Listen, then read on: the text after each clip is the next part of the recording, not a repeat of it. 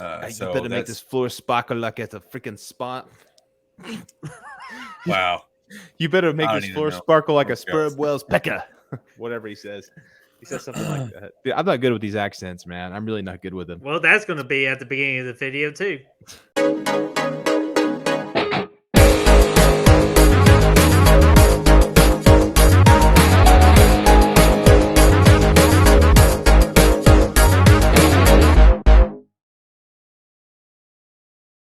What's going on, guys and gals, and welcome to Good Reel Hunting. We're hunt for good reels, so you don't have to. It's your boy Brad. The Bretman's over there. Chris is underneath us. We're week 2 of our Robert Eggers freaking review series, man. The Northman's coming out April the 22nd. We reviewed The Witch last week. Today is The Lighthouse. Next week, The Northman comes out. No, it comes out this week, my friend. It comes out this week. It comes out this week. I don't know what week it is because it's freaking exciting. All kinds of movies are coming out. Finally, been waiting so long this year to get rolling, but this is the Northman week, one of my all of our actually most anticipated movies of the year. And The Lighthouse is the second film from Robert Eggers, man. The Witch was a freaking masterpiece. Let's see today how we feel about The Lighthouse with 2 L's. Man, I'm so excited to talk about this just because, again, I have so many random-ass thoughts about this movie of pretty much you can almost put it in the category of what the fuck did I just watch, but in the absolute best way possible. So, Chris, how are you doing today? I feel great. It doesn't matter how well you're doing. No, I'm just kidding. So, Hark! oh my god. You got always be lobster. Guys, I know you're fond of me lobster. Yeah, man. Freaking Phoebe from Friends. Oh, he eats her lobster. I should have fucking memorized the whole that whole monologue there, so I could just bring it down on you right now. Oh my gosh! So, guys, if you already see this already of where it's gonna go, we're gonna have hella fun with this review. So. Sit on your seatbelt. Well, don't sit on your seatbelts. Fasten your seatbelts because this is going to be a fucking hell of a ride. Sit on your seatbelts. I want to see the light, my friend. I like accents, and I do them well. Yeah, man, I'm stoked about this, man. I'm really pumped. Man, Bretman, you tell me today, what's your favorite part about this movie? All right, so let's freaking get started with the positives. What I liked about this is freaking Robert Pattinson being like, bring out his inner T-Pain and fucking the mermaid.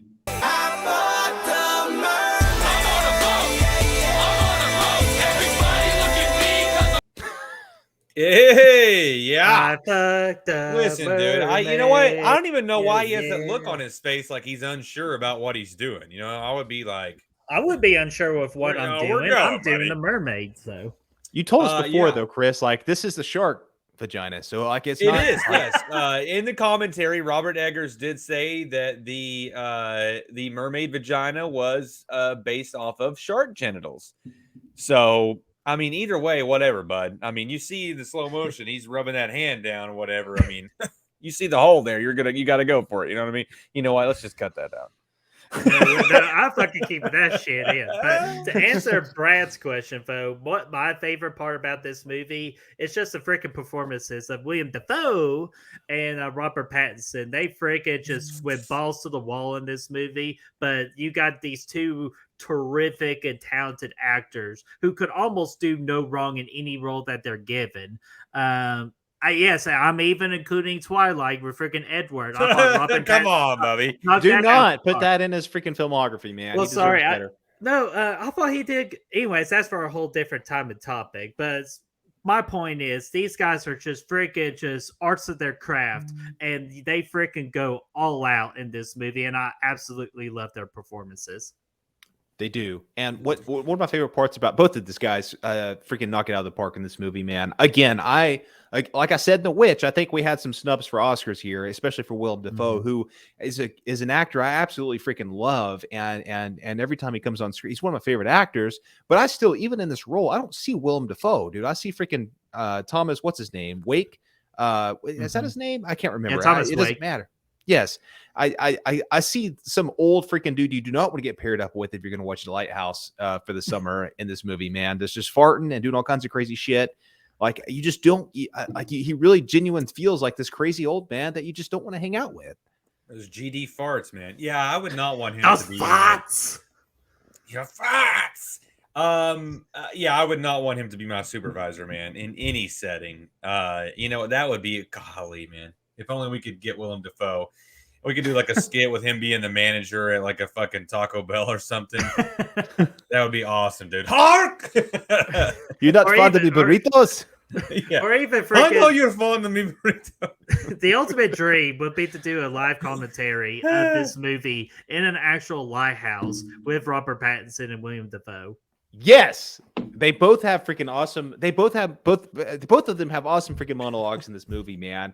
Willem Dafoe has this awesome one about harking and mythology and all this other crazy shit and Zeus and I don't even remember. Let Neptune strike you down, Winslow.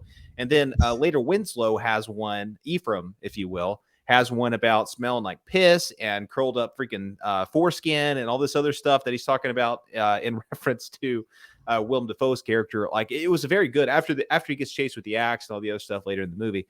Man, they both have their moments of shining here in this thing. Yeah, dude, they absolutely do. And it was just like, again, like I'm being weirded out and creeped out, but what always just keeps me invested into this movie is their performances. Because like I just watch it for them. I honestly am not the biggest fan of like the story and all that, but just their performances alone is what kept me in this movie. Yeah, absolutely. The performances are great. I mean, obviously they drive the entire thing. It's funny. Willem Dafoe actually reached out to Robert Eggers after The Witch had come out, and it basically told him like, "Hey, whatever you do next, I want to be a part of it." And so he was like on board from the beginning. And apparently, the story was that Robert Eggers was going through a couple of different projects, and he pitched one to Robert Pattinson, and Pattinson was like, "This isn't weird enough. I don't like this character. It's not weird enough for me." And then once they went down the line and it became clear that the Lighthouse was going to be his next project, he sent it back to Pattinson and he was like, "Yeah, this is weird enough. Let's go." which is pretty cool. Pretty cool little story. Yeah, pairing those two guys up is phenomenal. It apparently was kind of an interesting on-set experience there because Willem Dafoe is a very like classically trained stage actor, which is why the hark strike you down, Neptune, whatever, is so great. And even though they cut away from it, apparently he did that whole thing with that same intensity and didn't blink a single time through that whole monologue there, which is phenomenal. And I just saw so many great stories. If you have the opportunity, watch The Lighthouse with the commentary on. There's so many great stories that come out in there. And then, Pattinson is very much a screen actor. So Dafoe really wanted to rehearse everything, and Pattinson didn't like rehearsal because he prefers spontaneity, on set the day of and things like that. So yes, apparently Daniel they butted Harris heads is a like little that bit. too. So apparently they butted heads a little bit. But I think those two styles just, God, they came together in such a great way. And just a funny aside real quick. When this came out, I was super excited about it. And I took a buddy of mine. I was like, "Man, let's go catch this movie." We saw it like early, like at noon on a Sunday, right? And we've been drinking the night before. And I was like, "Let's go catch this movie." And we run in there. And he's my buddy that I went to see it with is very much like this is not his kind of movie, okay? This is not his fare. And I didn't know that it was. I knew that it was going to be a little out there, but I didn't know it was going to be quite as crazy as it was. And no shit, like as soon as the credits roll, the lights come up in the theater, and he looks at me and says, "What the fuck was that?" I had a buddy do the same thing, dude. I said, because it was when Batman came out. And not to interrupt, I don't know if you were done or not. I'm sorry. No, I'm good. so Yeah, that's it. That's it. That's funny.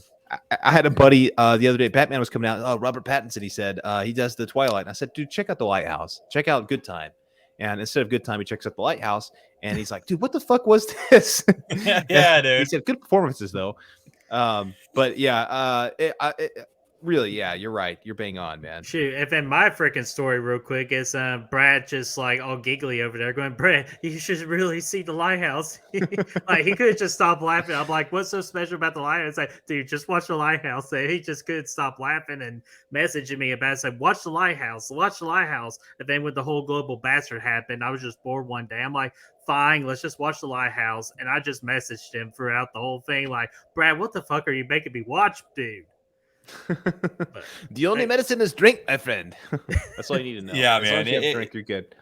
Yeah, right. And It's a freaking little Robert out there. Pattinson wasting that good old freaking that brew, man. Like dumping it down in the sink and pouring some water in it. That's a party foul.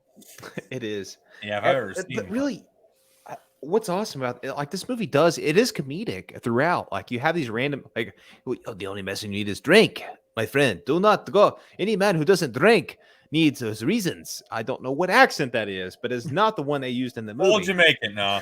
I know what you're talking about though. Yeah, and it's funny because in the commentary, Robert Eggers actually spoke about. He said, the witch was so like overly serious that he swore that if he did another movie like that again, that was just torturous, that he would include some humor in it, and that's why he wrote the fart joke.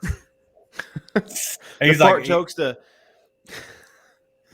Yeah, that's why he included some of that stuff. And yeah, there are parts of it that are very comedic, I think. Tis bad luck to kill a seabird. To kill a seabird. I saw you sparring with the goal. You know what that makes me think of? Fucking Mickey Rourke. That is not my board. This is not my board. What do you mean? That's the bird. This is the bird. Yeah. I would be well. It's bad luck to kill a seaboard. And just to clarify for the viewers or the listeners, killing a seagull is bad luck because it's supposed to be the lost souls of the sailors who died out in sea and they apparently came back as seagulls. Seagulls? Cool. Seagulls. Mermaids. Yeah, if they're in the there could be female seagulls too, so like seagulls. So if a seagull goes into the bay, they become bagels. But anyway, I like to. All right, have it your way. Have.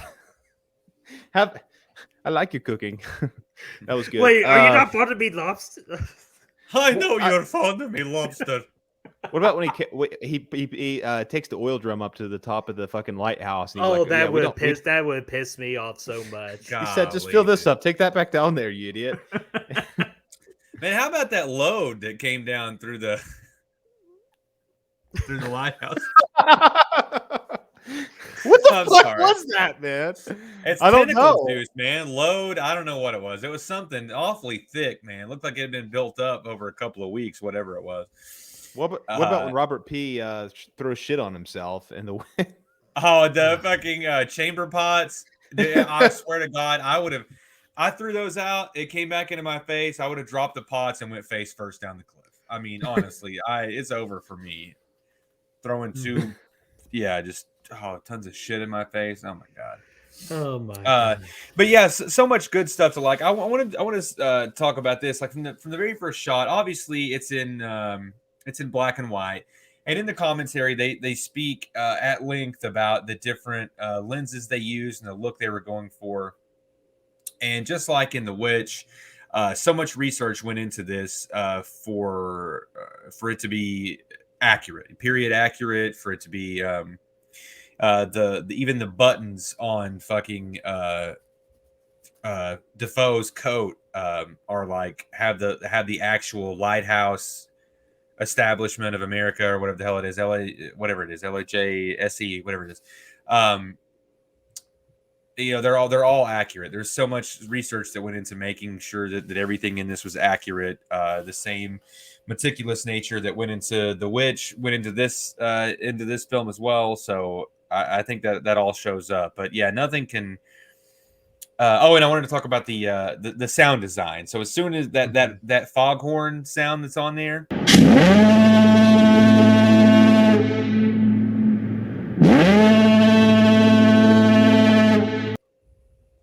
Is creepy as shit, and it's very intrusive at the very beginning of it. You know, it's kind of like, what the fuck is that noise? And you don't even realize that it pretty much is like part of the score, right? Like throughout the entire flick, it comes and goes, and it kind of just works its way into the score. And by the end of it, it goes off, and you're not even like conscious of it. It just becomes part of the score. Constant. I think that's so cool. Yeah. It's awesome. It's constant throughout the movie. It's such a big part of the atmosphere that this movie brings. It's like driving the audience mad with the characters in a certain way, and then by the end of it, you're not even conscious that it's there. So I thought that was pretty cool. I wanted to speak about that, but that's And then another thing I want to add to is again, brilliant job of cinematography. Apparently, Robert Eggers actually loved the cinematography this one a hell of a lot more than the Witch cinematography, from what I understood. If y'all want to elaborate on that. Well, he to be fair, he loves the cinematography for The Witch for the most part. There's a couple of shots in the commentary where he was like, I don't like this shot at all, but it's the only shot we had in Massachusetts, so we wanted to keep it, kind of deal. But for the most part, he's very happy with the cinematographer, man. Like, and he should be, because he's fantastic. And this movie actually, I believe, unlike The Witch, was nominated for an Oscar for best cinematography in this movie. I believe it didn't win; it was nominated. And I believe that it absolutely should have been, because, dude, it's so good. It's one of the best uses of black and white I've ever seen. It really does put you in this vibe. It would not have been the same movie in color. It wouldn't have been close. The black and white is such a big part of this movie. So it's a character in itself. The 4:3 aspect ratio too is so important in this movie. It really gives you that claustrophobic feel, because like the whole time you're so crunched in when you're watching the movie in theaters, even it's just the aspect ratio is there, and it gives you that, which I think is brilliant. And I think, like, unlike Justice League, where they did that for some fucking reason, this actually needs to be, because it does give you that feel. It puts you in there with the characters being claustrophobic on this island. Yeah, definitely. And he talks a little bit about going into the feeling of going into this movie with the experience of having made The Witch. About, he was like, well, I kind of had a better feel for, what we were shooting versus what was going to end up in theaters, or what was going to end up in the final things. Like, I had a much better idea about what I was going to get out of what I was shooting. I don't know if that makes any sense or not. You guys know what I'm talking about. Nope. Just kidding. I'm I was like, fuck you. I was like, what? Yeah. Because not everything always works. They do talk at length about how they were going to light scenes, and you were talking about when we did the Witch review, about how they said, oh, well, there would technically just be one candle here, but we needed 3 to light the room properly and things like that. And actually, in the scenes where they're having dinner in the lighthouse, there's like one little candle lamp that's meant to be there, but it didn't light up enough for the filters they were using, so they had to put like a big halogen lamp in there, and apparently it was like blinding for everyone in the room, which is a huge obstacle for Dafoe and Robert Pattinson to have this sort of like face-to-face dialogue, that interaction that they have in there, and it was like blinding to them, so they had to fight through that. So shit like that, it was kind of cool. Yeah, and to go back to Brad, with the black and white, I have difficulty with black and white films, because you have to really do something for me to stay interested. And this is probably the best looking black and white film I've ever seen. So major props to the editing department for making this look so good in black and white. Oh yes, and to my knowledge, they actually used lenses that were available back when black and white films were actually made. Like, they actually went back and used old school technology to make this thing work. Which it was all shot on film, and they used lenses that were originally designed in like the late 1800s and hadn't been made since like the 50s or something like that. And they actually got with Panavision, or one of the camera companies, and they had some of those old lenses laying around. And they were actually that's how they got them, but it was all shot on film. Dude, that's It's just awesome it's stuff. freaking incredible, man. It really is. But honestly, other than just the two acting performances and just what the fuck did I just watch with the story and all that, those are like my main positives. Well, yeah, and we spoke. Obviously, Mark Corvin comes back for the score. It's really good. We get a lot of Shining-esque like sounds in the soundscapes in this movie. It's really good. Same dude who did The Witch, and probably I don't know if he's doing the Northman or not, but he's definitely our boy here. Atmosphere is strong in the movie, comedic at times. Of course, one of my favorite scenes in this movie is when he's painting the side of the lighthouse and he falls down, and he Yeah, says, like, "You're in good hands, Winslow." he says, "She's never been in better hands," and he drops his ass down. Don't Yeah, move. instantly. Yeah.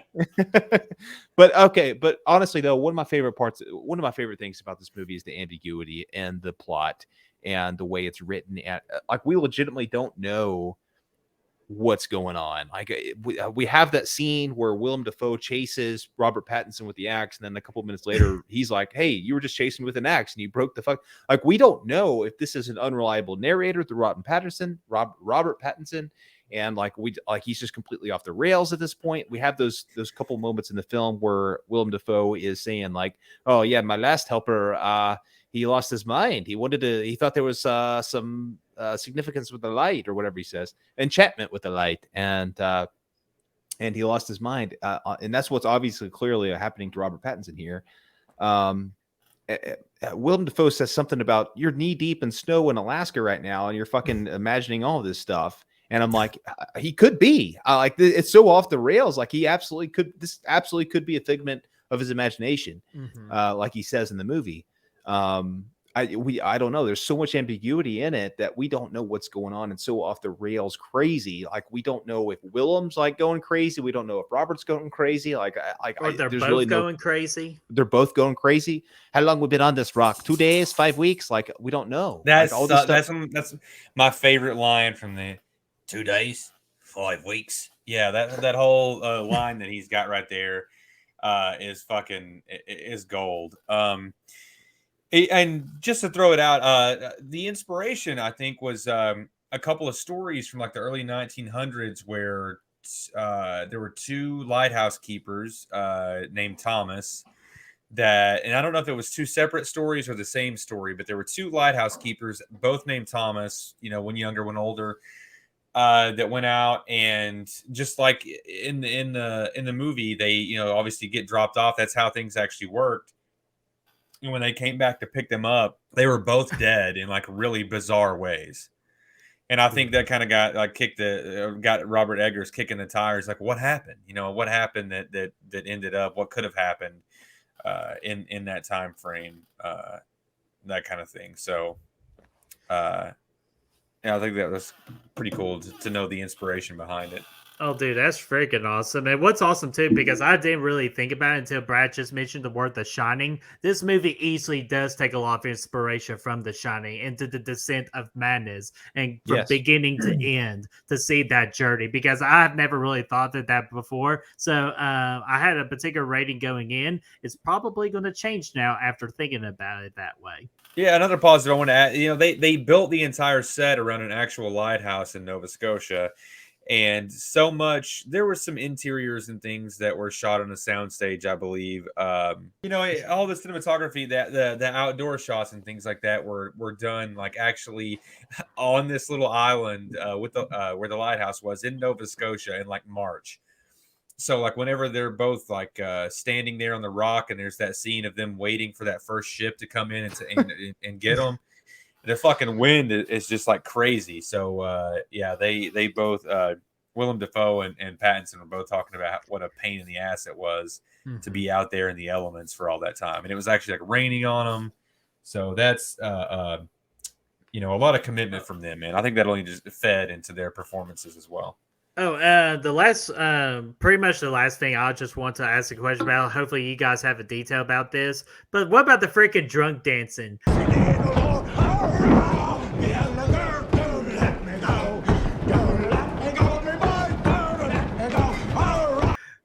Dance Winslow, dance Winslow. What? Oh yeah. I was talking about how many takes it took them to get the what right. What? What? What? Freaking like Stone Cold Steve Austin out there going, what? What? The drunk scenes were actually some of the best performance scenes out there, man. I didn't mention this in the Witch review, but they actually they contemplating the idea of getting fucking Robert Einstein drunk as fuck, so he would be hungover Ralph. when he came out. What did I just fucking say? Robert. Okay, Pattinson, Ralph Einstein. They talked about him getting hammered, so he would come out of the barn like hammered at the end of the movie, like when he comes out to face Black Phillip and the Witch. But yeah, they didn't end up doing that because he's just a good actor. But I wonder at times if they actually did get these two dudes like freaking hammered in the movie, like when they're dancing and shit, because it's legit, man. Like they're like, they're fucking. I don't know if they were drunk or not, but they were actually drinking, I believe, is what they said in the commentary. Because they were in there drinking and things like that. And I remember at one point, Robert Eggers said that during the scene where they're holding each other, they're kind of at the end. Pattinson is in Slow Dafoe's dancing arms, yeah. That Eggers said that he kind of looked over at him like with big eyes and was like, "If this motherfucker throws up on me." But yeah, and that's something I want to talk about. Like I remember seeing this in theaters, and the first thought, like you kind of go back and forth because whenever he does the Hark monologue, you just for a second, at least for me, I thought, he's about to turn into like he's going to be Neptune or something like that. Like we're about to dip our toes into the supernatural here in some way. And then later on, I was like, whenever they're slow dancing, I thought they're gonna bang, and this whole thing is just gonna be like, yeah, I was like, it's just it's gonna be these two guys horned up on a fucking lighthouse island. They're just gonna end up banging, and that's gonna be the whole movie. And then obviously it goes even crazier. It's like, but I don't know if you guys had that experience or not, where I was like, God, where is it going? Once you get to that certain point where they both start going mad, you're like, where are we headed? Are they going to bang? Are they going to kill each other? Is he Neptune? Is one of them a fucking octopus? Like, what are we? I asked that question throughout the entire length of the film. And every time I said that, some more weird shit happened. So I just learned to keep my mouth shut for the rest of the last quarter of the movie. I just literally kept my mouth shut because I kept on saying, "How the fuck is this going to get weirder?" And it fucking gets weirder. So tops it every time, yeah, dude. It just keeps going and going. But I love that part about it, man. And I think it makes for like I said, you're basically going crazy with these guys. Mm-hmm. So, you guys got any more positives you want to talk about? Tina, Chris, I'm good, man. Yeah, watching Pattinson murder that seagull was pretty awesome. Oh my god, that was fucking brutal. But do y'all have any negatives? Not really. I mean, I it gets a little weird for me at times. With the the Pattinson jerking off and the octopus and all that stuff, but like at the end of the day, like I think it's who did it better, Robert Pattinson or Ben Stiller? Robert Pattinson. Oh, definitely. Fun fact: that was the first scene they shot. Truly. Okay, let's go ahead and get all the weird shit out of the way. Yeah, Eggers was like, "This is gonna be the weirdest thing we're gonna have to film. Let's get it out of the way immediately." And I was also talking about like in that scene, like. It all happens. It's technically a couple of different takes, or a couple of different angles, but at the end of it, whenever there's the long take and he falls down, apparently it was the rain. It was actually raining there wherever it was that they shot it, and it was the rain was so cold you can actually see steam coming off of Pattinson's back, and it's real. It wasn't CGI. Oh hell yeah! Cool. The last thing I want to talk about, then we'll get to ratings and all that. It's that last shot at the end of the movie where it's freaking Robert Pattinson just getting annihilated by the freaking seagulls and seagulls, like the eye poking, like all that looked absolutely like it freaked me the hell out, but it looked absolutely spectacular. Which is also based on mythology, of course. Forgot whoever it is that gets enchanted by the light, gets sucked in there, ends up getting for eternity, getting their fucking liver freaking poked to death from crows, and then regenerates. And I don't know all the details. You guys can look it up, but it's a thing from Greek mythology. It's really kind of cool. Mm-hmm. breastfeeding crows. Don't you better write No, that down. wrong Breastfeeding movie. crows. Wrong movie, Chris. But so guys, let's go ahead No, I and mean just. I know it's the wrong movie, but that's still your that's still your team name. Oh my gosh, we're already past that. But just deal with it, damn it.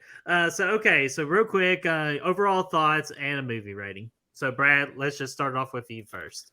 Love the movie. I think it's groundbreaking for its ambiguity, and I think it's it's something that it can't be replicated in my opinion, and I think it's something only Robert Eggers could do.